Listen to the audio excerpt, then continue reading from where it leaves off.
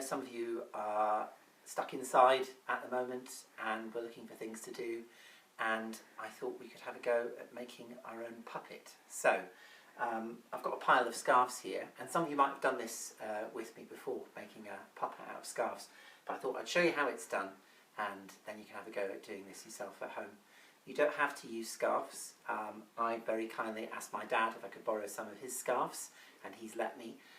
But you are going to be walking about and doing all sorts of things with these, so if you've got some old material or an old t-shirt with a hole in that you're not going to use anymore, you could even just tear that up into longer strips, and you could do the exact same thing with those. I'm just using scarves because they're handy. So what I'm going to do is I'm going to build a puppet person, and then we're going to show you how you can kind of move that person around, what sort of things you could maybe start to do with them, and then maybe taking that further, putting clothes on them, different actions they could do. And we need our skeleton first. And as I say, my skeleton is made from scarves.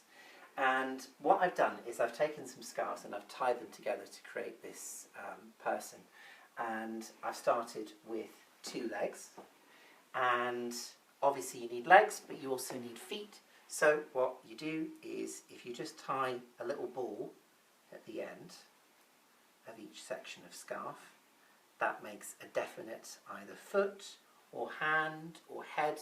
It depends on what end of the puppet we're working at. As I say, these are the legs, so these are our puppet's feet. So I started with these, and then I tied them to one longer single scarf here, and at the end I tied one big knot, and this will be the head for our puppet person. So we've got our feet, and we've got our body with our head at the end. Then I took some other scarves and I attached them in the middle. I was lucky actually, I had 2 scarves that were roughly the same colour, so it looked a bit better too. And these are the arms for our puppet. Okay, at the moment it probably still just looks like a load of scarves have been tied together, but definite nod from the camera person there as well. But it's when you start bringing it onto its feet, you start to see how it works and how it can move around like a person. So just to kind of quickly go over that again, we've got one scarf which we've got the legs there, and they are attached to the bottom of this longer single scarf, and then about 2/3 of the way up this scarf we've got our arms here, and these can move up or down the scarf, so figure out what the best height is for those. Okay, right, we're going to take it outside and we're going to give a go at moving it around. Okay, see you outside. And here we are with our puppet person. Now, it might not quite look like a person yet, because it hasn't started moving. But let's just quickly walk through some of the anatomy. So, up here, we've got the head, and I've got my dad here as my glamorous assistant. Now, Dad, if you can take the head more between your finger and thumb like that, so you're holding onto as little of it as possible. Brilliant. And there we are, moving the head back so you can see. Now, like yours and mine's head, you'll look around like that, so you can see left and right. Perfect. And sometimes we look with our whole body, so we might bring our body size. Brilliant, great. And also we breathe as well, don't we? We breathe in and out, so maybe we want to try and see some of that breathing from the puppet as well. Beautiful. You're a pro. Okay, and then if we come around the other side here, we've got the arm of our puppet. Now, ideally, if you've got 3 people that you can do this with, that would be the perfect number of people. But you can just about manage this with 2. So we have our hands here, and of course we don't have our arms out like that usually. We've got these wonderful elbows here, so we want to see the arm move, but we need to remember that the elbow is there as well. So think how that might move. Possibly, maybe like that, or maybe if you brought it round to the side, like that. Needs some work, possibly, but you know, baby steps. And then we've got our feet as well. The other thing to remember is as well the tension. We've got to hold our puppet person up there. Our feet wouldn't be like this, or maybe they would be like this. Maybe it's a teenager puppet. But at the moment, we've got the tension there, and our feet, again, trying to remember the fact that we've got our knees there, would be moving along like that. So this is our puppet, very attent, very alert, but again, these are things you can try out with. So if the puppet is a bit more lazy, then maybe the puppet really energetic, it would be like that. Possibly not flying. And if the puppet's maybe very old, they've got a really bad back, possibly they're really struggling with their back there, and this is where another person could maybe help you with this as well. Oh, that back. Oh, I've got that lower back problem there, and it's really hurting me. So these are all different things to play with. Play with that tension. Think, are they young? Are they old? Are they tired? Are they full of energy? Think of all these different things. As I say, you'd have your other person doing the arm there as well. We're going to try doing some walking around now, so let's give that a go. I'm going to have this arm here, so you slightly get more of an idea of how it looks as a person. But as I say, if you've got a third person, you get them operating this arm. Okay, right, let's give it a go.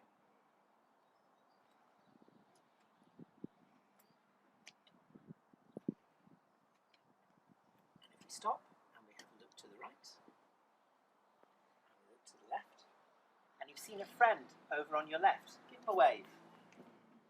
Now, Dad, when you walk out and about in the street, do you have your arm out like that all the time? Yep. Do you? Or do you have it more to your side? So think how you're holding the arm. Brilliant, great. Okay, so again, turn to your left, and you've just seen a friend on your left. So turn your head to them, turn your puppet's head over to the left, and give them a big wave. Hello! Hello! I haven't seen you in ages. And they're right over there to your extreme left, Dad. So there we are, brilliant. Blow them a kiss. Blow them a kiss. Mwah! Mwah! Darling. Fantastic, great, okay. And we'll just try a little bit more of a walk there. Remember the tension, brilliant. Lots of things to think about when you're doing this. There, great. Okay, now we're going to try a couple of actions with our puppet as well. So we're going to bring our puppet over to our chair here. The puppet's going to sit down, have a read of its book, and have a drink of some water as well. These are just examples of some of the actions you can be doing. Football is a great one, so if your puppet is a footballer, they could be dribbling a football or heading it, or they could be doing running or jumping or any kinds of activities as well. But we're going to try some sitting down for this one. So, some windy Scottish weather. Okay, right, so let's go over to our chair. So remember, you would turn the entire body, and remember keeping that tension, Dad.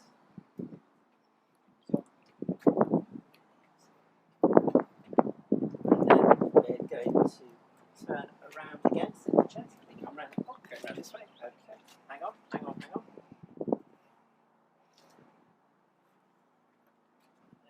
here,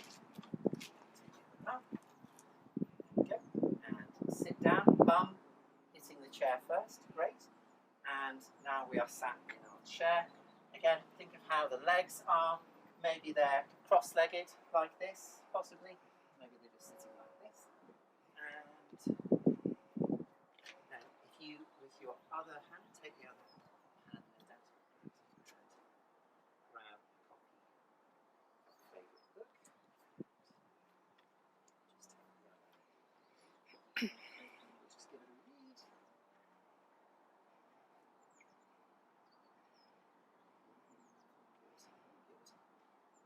Okay, close the book.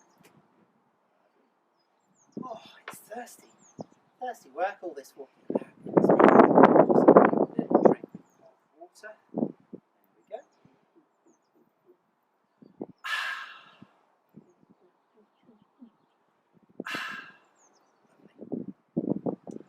Now, if you like, you can try the puppet with some clothes on as well. But what I would recommend is you start doing this first, because then you get to figure out how the skeleton works and how different things move around. If you start with clothes, then it becomes a lot more floppy and it's harder to kind of know how all the joints and muscles and things work. So this is a really great way to start before you can then build on that. And it doesn't have to be a person as well. Remember, it could be an animal, it could be a dog, it could be a giraffe, really, really long scarf.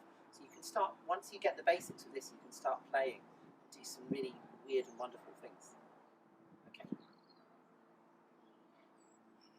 So we've put some clothes on our puppet, and it's starting to look a little bit more like a person, a little bit. And as I say, remember we've got our elbows here, and we've got, this is quite a good elbow actually. Okay, right, so what we're going to do is we're going to turn them around, smell the flowers. Okay?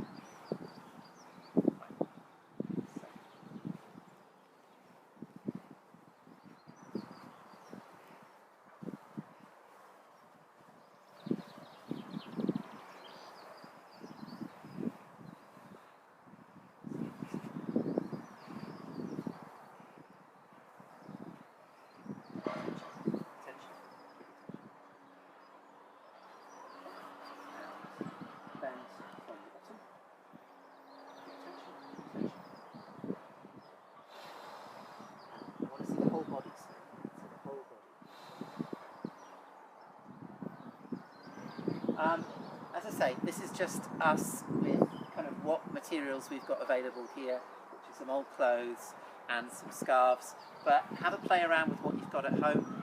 Big long sheets of paper as well, you know, the big rolls of paper that you can get. If you've got those, you can attach those together with masking tape, and then you've got a kind of stiffer puppet. You could maybe do something if you've got like kind of bamboo poles or kind of long sticks kind of going spare in the garden. You can maybe do things with those as well.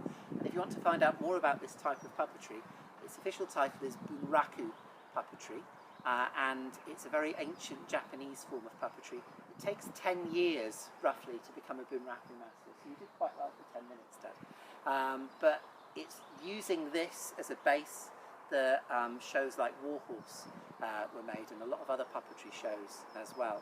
So it's a great way to start playing and start trying out different ideas. And if you want to, you could maybe share some photos of your own puppets. Like I say, they don't just have to be people, they could be animals or aliens or any sort of thing as well. And if you want to as well, you could film your puppet doing a certain thing, or you could maybe have an interview with your puppet. So I'd like to see some of those as well. Okay, enjoy, and I look forward to seeing all the puppets that you make.